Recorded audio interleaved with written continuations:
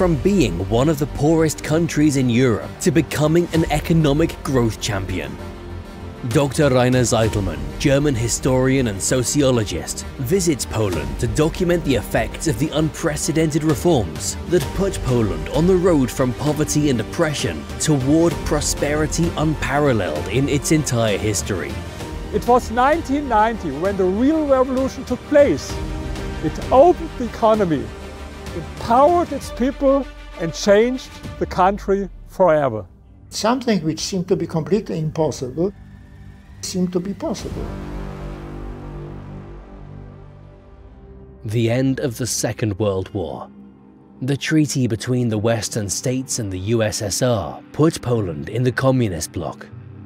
Poland was formally independent, but had little freedom to make decisions on its own internal affairs.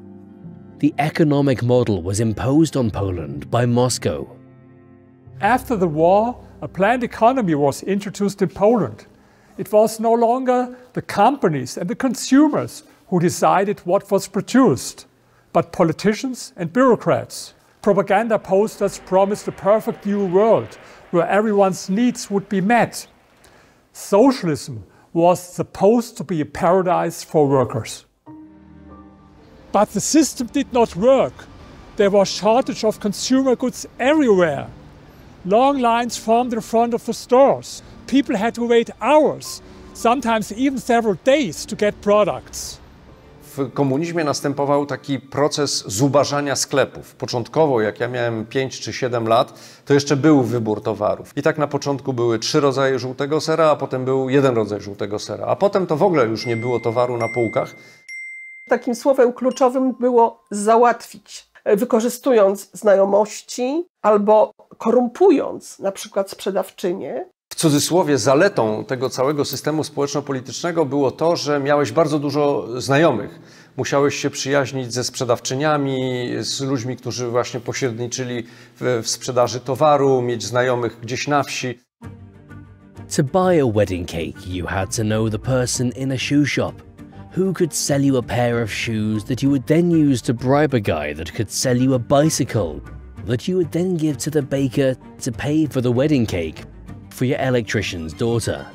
According to Karl Marx, socialism was only a transitional stage to communism. Under communism, Marx claimed, everyone would live according to their needs. But the Poles, who stood in line to get the bare necessities of life, could only joke about Marx's vision. How will the problem of cures be solved when we reach full communism? And the answer was, there will be nothing left to stand in line for. Luckily, agriculture was saved from being collectivized as it was in the USSR. In the Soviet Union, 90% of farms were nationalized by 1960. In Poland, only 13% belonged to the state. The communists tried to force the peasants into collectivization, but the resistance of the peasants was so great that most of Poland's agriculture remained in private hands. Ciekawym towarem były jajka. Przez bardzo długi czas jajka były towarem, cenę którego określali sprzedawcy i rolnicy. Zresztą bardzo dużo rolników przyjeżdżało do Warszawy, żeby te jajka sprzedać. No i w pewnym momencie partia wydała taki przepis, ustawę, że cena jajek jest sztywna. I w tym momencie na drugi dzień już nie było ani jednego jajka w sklepie. The communists called profit theft, but fewer and fewer people believed such propaganda. The only option the state had left was coercion. The list of suspected citizens included 6 million names, 30% of the nation's adult population. Everyone could be imprisoned for a lot of reasons, including being repeatedly late at work or missing the 1st of May parade. Mistakes at work were sometimes interpreted as sabotage, and some people went to jail only for making a joke about socialism. The complete censorship of culture and the state's total control of the press did not help to hide the fact that life was not getting better, and that the standard of living was much higher in Western countries. Ale jak się wejdzie już na tą ścieżkę socjalizmu, to już nie ma od niej odwrotu, aż do kryzysu, totalnego kryzysu ekonomicznego. I wtedy dopiero ludzie zaczynają widzieć, że coś nie gra, że coś nie funkcjonuje. The failure of the planned economy, rising prices, and the contradiction between propaganda and reality made workers more and more frustrated. Eventually, the workers rose up against the Workers' Party. State and party responded with violence. It's not only the state that is going bankrupt, but also the myth of the workers' paradise. In the wake of protests in December 1970, the Polish government was taken over by a team of people who decided to stop the constant surge for savings and find an impulse for the country's development by stimulating the economy with huge spending. To była wielka nadzieja. My z Gierkiem wiązaliśmy, wiesz, to był człowiek, który przyjechał z zachodu, on był ładnie uczesany, ładnie się ubierał. Miało się wrażenie, że on się o Polskę troszczy. I to, co mu się udało, to załatwić kredyty na rozwój Polski. On miał taki plan, że będzie rozwijał Polskę. The plan was simple. Use money borrowed from Western creditors to buy licenses to produce high-tech products. Set up huge factories to give work to thousands of workers and drive the economy. If everything went to plan, the state would then be able to repay its debts. In 1970, only 17% of the workforce was working in factories with more than 1,000 employees. Only 10 years later, this figure had risen to more than 70%. At least in the beginning, this meant more and better paying jobs. For 6 years, the average Pole felt that his standard of living clearly differed from that of the previous generation. Mój ojciec pojechał w 1975 roku do Niemiec, żeby się szkolić w naprawie maszyn mleczarskich. Przywiózł towary takie jak 12 par rajstop, które dla mnie, dla nastolatki, były czymś niewyobrażalnym, były skarbem. Bluzeczki jakieś elastyczne, które po prostu kolorowe, no zachwycały mnie. Ojciec przywiózł też magnetofon kasetowy. Nikt inny w klasie nie miał oprócz mnie takiego magnetofonu. Powstawały sklepy na przykład z dżinsami zachodnimi. Guma do rzucia się pojawiła w Polsce, tak? To był wielki rarytas. To, co Gierek zrobił, że wpuścił Zachód do Polski, spowodowało wręcz działanie odwrotne, bo ludzie poczuli, można inaczej. To społeczeństwo rzeczywiście stało się takim u początku konsumpcji. Nie było wstydliwe posiadać. Kiedy przez te 5 lat można było więcej towaru kupić, można było troszeczkę więcej pojeździć po świecie, to wzbudziło nasze apetyty. To on sobie chyba nie zdawał sprawy z tego, co on robi. But the joy lasted only as long as the borrowed money flowed into the economy. Po 5-6 latach przejedzenia tych pieniędzy nagle ten cały kryzys ekonomiczny wrócił z jeszcze zdwojoną siłą. Gigantic workplaces built according to a top-down plan did not bring the expected benefits. The planned economy failed. In August 1976, the so-called Kartki system was introduced. From now on, in addition to money, you also need special ration cards to buy goods in regular stores. Nie szedłeś do sklepu i nie mogłeś kupić na przykład butów brązowych rozmiar 43, tylko musiałeś na to mieć kwitek od państwa. Zaczęło się już w 1976 roku. Pierwsze kartki były na cukier. Na taki bon, który był ważny 2 tygodnie w miesiącu, można było kupić kilogram cukru. Rządzący, jak już nie wiedzą, co mają zrobić, to wprowadzają kartki. W latach 80-81 kartki były na wszystko. So this doesn't look bad on the first glance, but I see here this is the monthly supply of goods in the 80s, not in the 50s or in the 60s. This was when I was 30 years old. Były kartki na mleko dla dzieci, na proszek do prania, mydło, tu jest kartka na smalec, na masło, kartki na buty, mleko w proszku, benzyna, łącznie z dokumentem, który poświadczał, że się ma samochód i że on jest zarejestrowany. kasze, płatki zbożowe, na masło, na tłuszcze, na mięso. Kobiety w ciąży miały inne kartki. Mężczyźni pracujący, na przykład górnicy, mieli zupełnie inne kartki, inne przydziały towarów. Były kartki na papierosy. Osoby, które na przykład nie paliły albo nie chciały pić wódki, mogły te kartki wymienić na przykład na kawę, której też brakowało. Po pewnym czasie ludzie bardzo szybko nauczyli się te kartki podrabiać, bo one były drukowane, w bardzo prosty sposób. W związku z tym rządzący wymyślili kartki na kartki. Dostawałeś kartki, które pozwalały ci uzyskać te kartki tak jakby lepsze. Te kartki musiały być rejestrowane w określonych sklepach. Zgubienie takiej kartki było niezwykle bolesne, tak jakby zgubić dowód osobisty, a nawet gorzej w dzisiejszych czasach, ponieważ nie można było niczego kupić bez tego. Over time it turned out that even having money and ration cards was not enough to buy goods. Even if you had enough money and the right government permit, you still needed a lot of time. And here's another landmark institution, the queue. Queues had their own rules. You could leave the queue, go home, go to work. It was important to take your place again at a certain time and confirm your presence in front of the queue committee. If you weren't in line when the list was read out, you were sent to the back. Older family members were sent to stand in line, and some people even paid others to stand in line for them.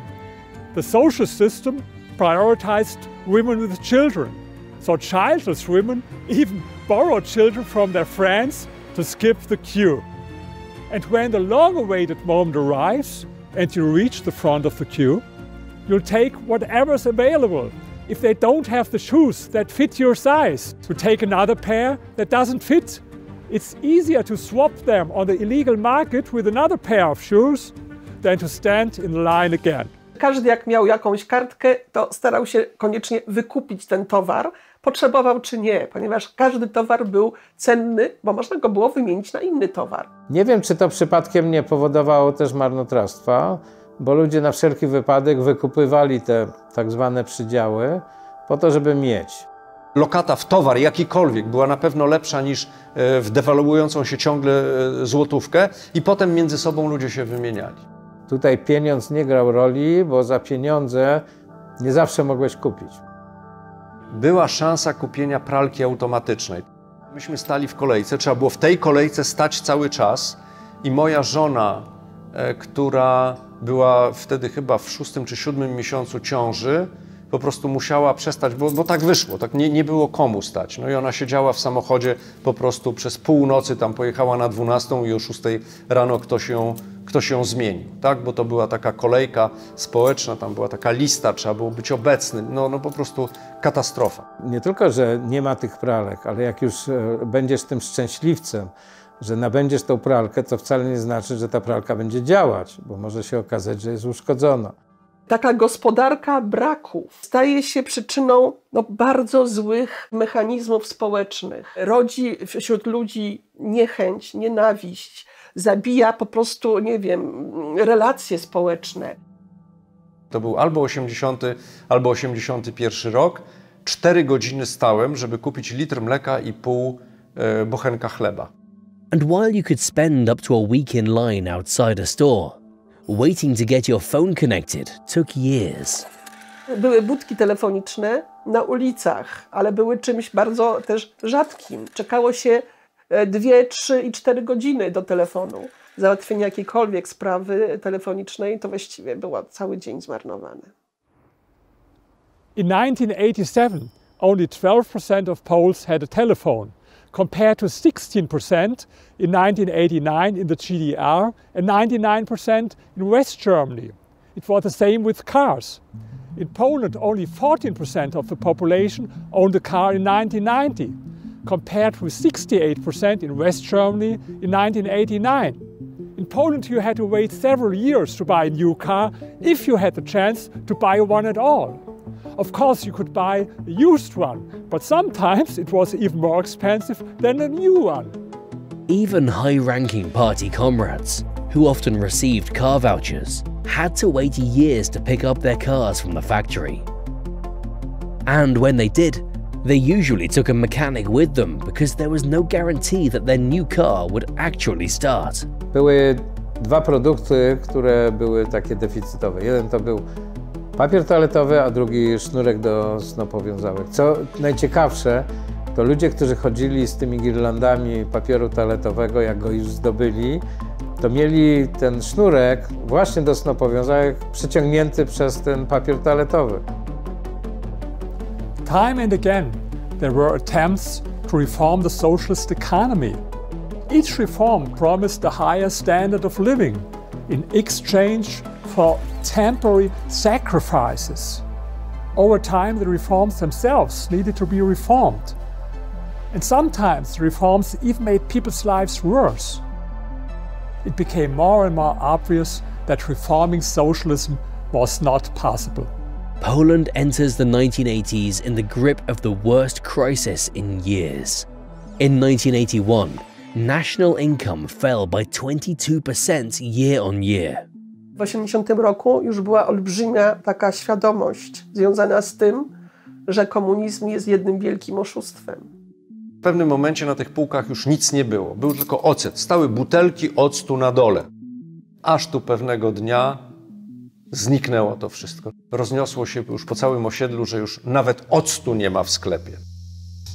To nie jest państwo, które służy robotnikom, klasie robotniczej. The biggest centers of the revolt were the gigantic factories that were built or enlarged with foreign debt. It was in these places that trade unions were born, and they are the first to dare to organize and stand up to the authorities. Strajki zaczęły się od braku towarów, od podwyżek, tego, co uderzało rzeczywiście w robotników, bo oni najmniej zarabiali. Niektórzy ludzie słuchali Radia Wolna Europa czy jakiś tam BBC po angielsku. Propaganda w tym momencie utraciła moc swojego rażenia. In December of the same year, the authorities introduced martial law for 2 years. Pracowałem w Stalowej Woli, a to była jedno z centrum, gdzie były też strajki. Pamiętam taki moment, kiedy helikoptery nadleciały nad ludzi, którzy wychodzili z pracy i tak przyduszały ich pędem powietrza, żeby się pokładli, tak żeby pokazać właśnie pewnego rodzaju siłę. The government does not return to talks with the opposition until 1988. The situation in the country has not improved. Another reform that increases wages while raising prices causes an inflationary spiral. And then the last reform within the socialist system is launched. When all other attempts to save socialism have failed, the government decides to free the market. And even some communists begin to understand that capitalism is not the problem, it may be the solution. At the end of 1988, Parliament appoints Mieczysław Wilczek as Minister of Industry. Wilczek was a long-time party member, but he was also a chemist and a very successful businessman. In December 1988, the Act on the Freedom of Business Activity was introduced. And when roundtable talks are held between the authorities and the opposition, the government decides to end price controls and abolish meat rationing. And this is the end of the ration card system. Zaczęły pojawiać się sklepy komercyjne. Można było pewne towary za większe pieniądze, ale jednak kupić. To było potwornie drogie. Ludzi nie było stać, ale po prostu wszystko mogłeś kupić. Wszystko było sprowadzane z całego świata. Przywozili różne dziwne rzeczy, od kożuchów, poczynając gdzieś tam z Rumunii czy Bułgarii, poprzez właśnie różne ciuchy z Tajlandii. Ten niesamowity dostęp do różnych towarów. Ja pamiętam swoje pierwsze szalone wrażenie, kiedy dotarła do mnie butelka z Fantą. A do tej pory mam sentyment do kolorowej Fanty. Chyba pamiętam tą swoją radość z tej butelki. Citrus fruits are no longer something you wait for once a year. Now they are waiting for you in stores all year round. The reforms were groundbreaking, but they didn't cover everything.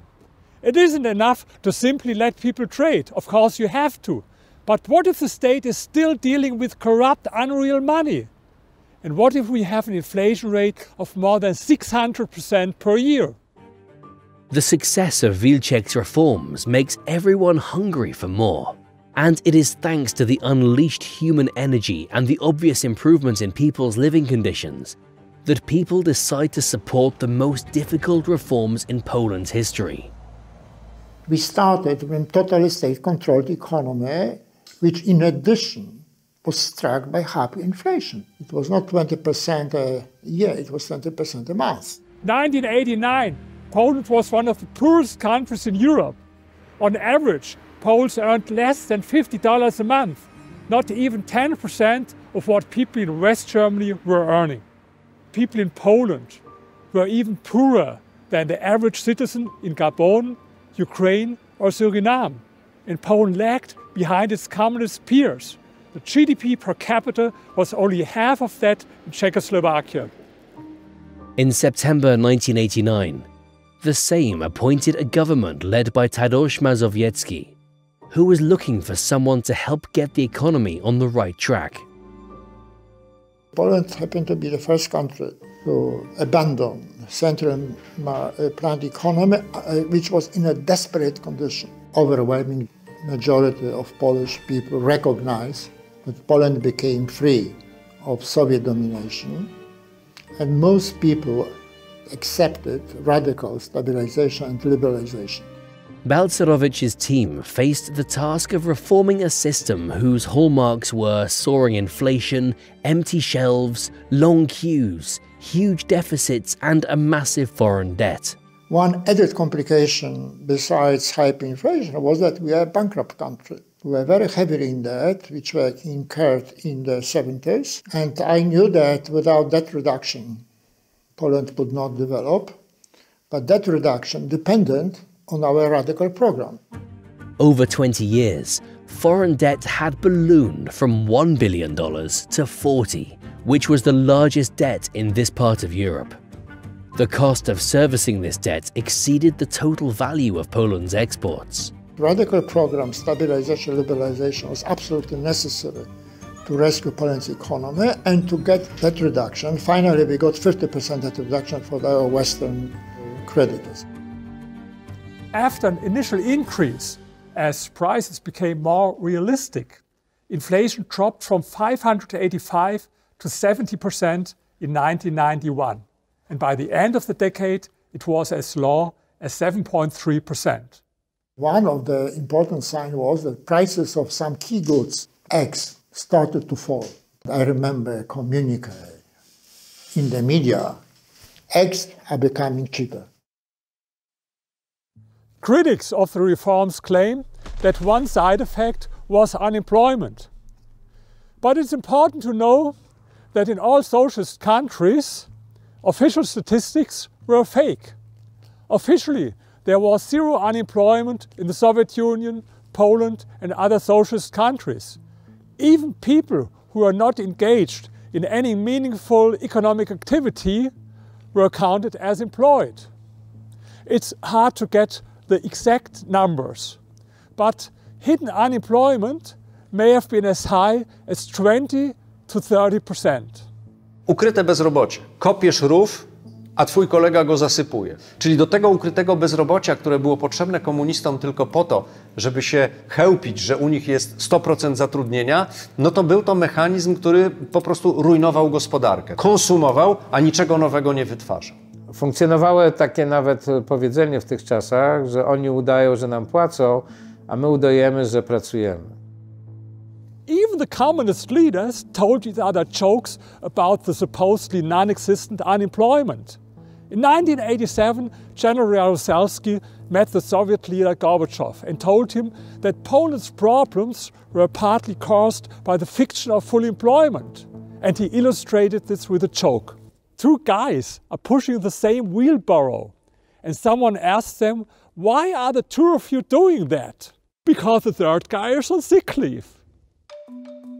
Unemployment rose from 0 to 12% in 1991 and then again to 14% in 1992, before remaining at that level for the next few years. After the end of socialism, hidden unemployment became official unemployment.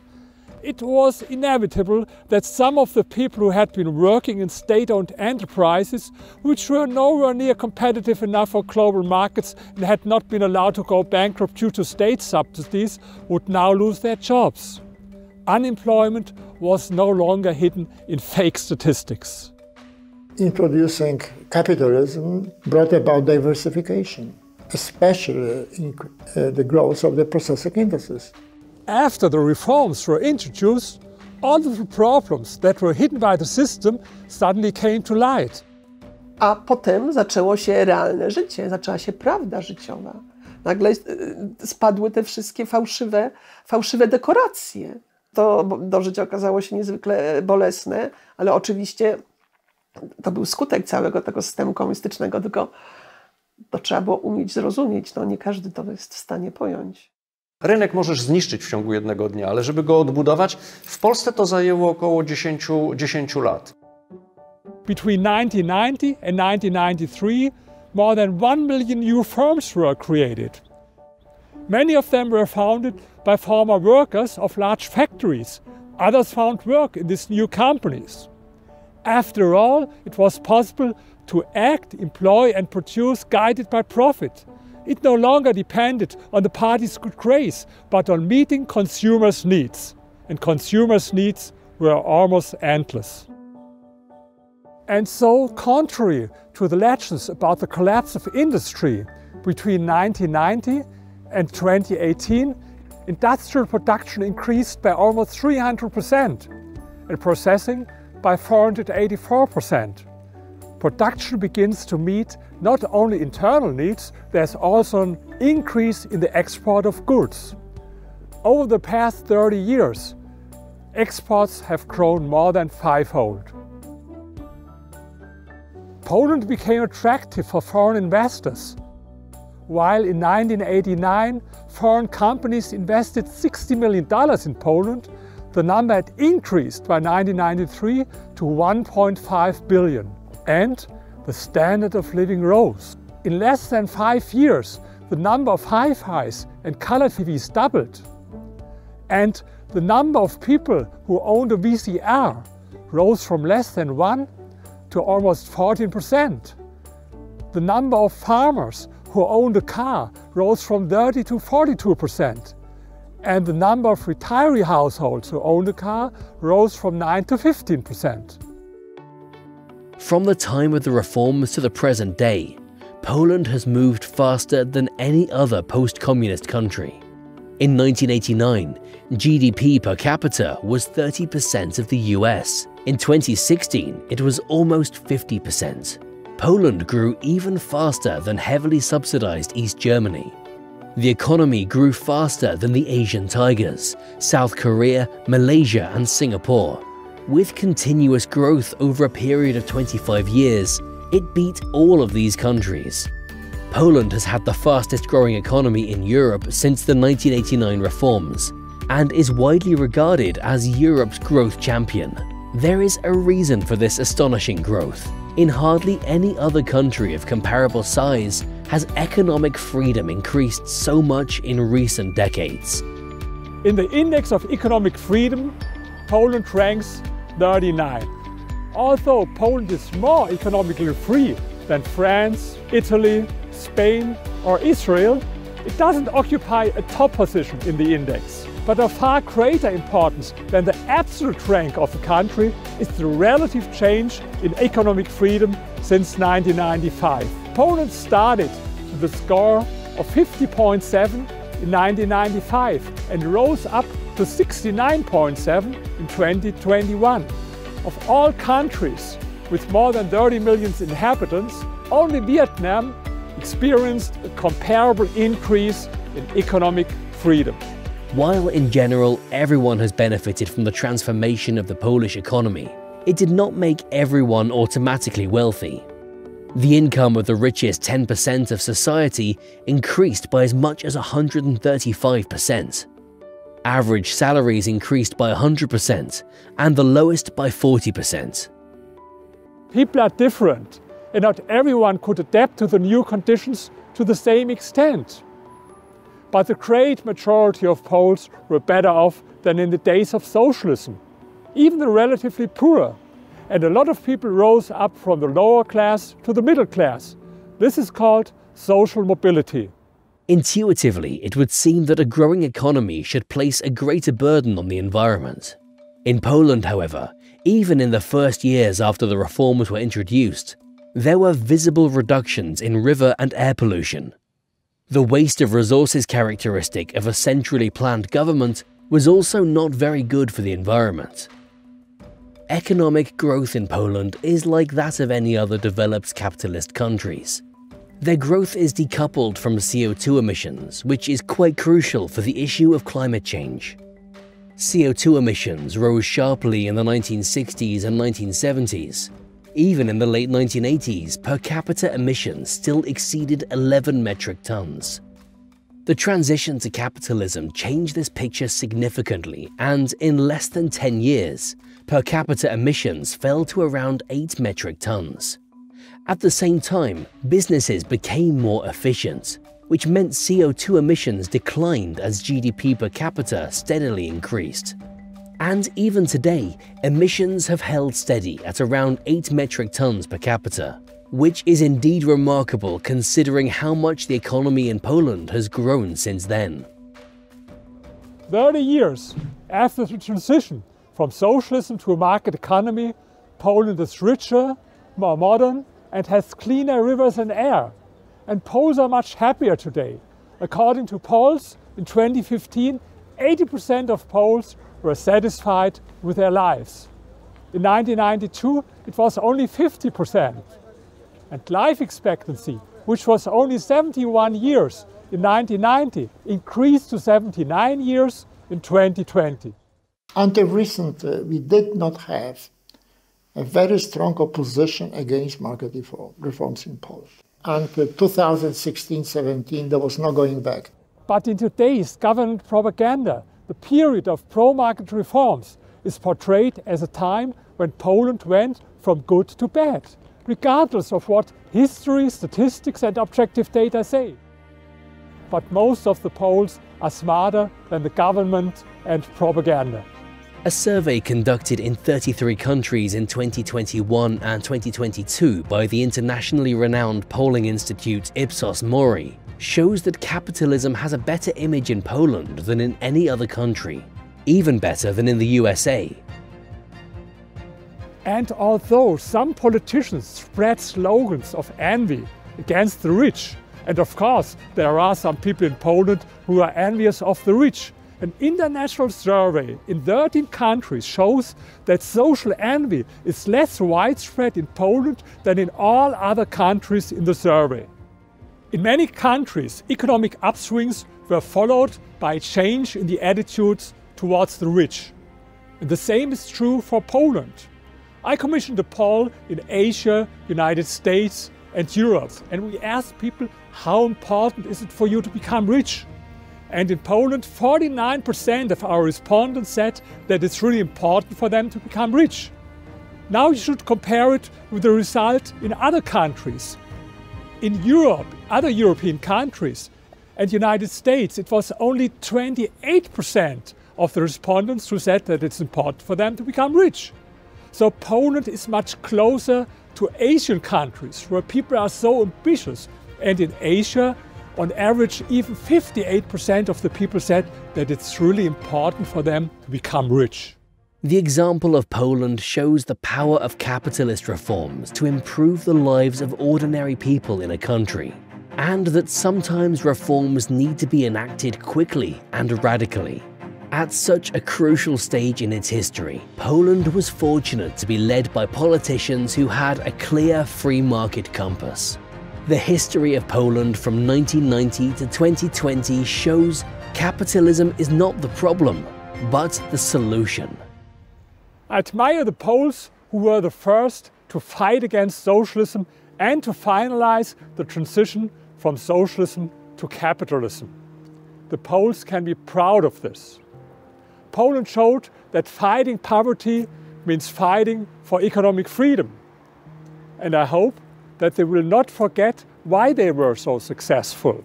other nations can learn a lot from the rise of the white eagle.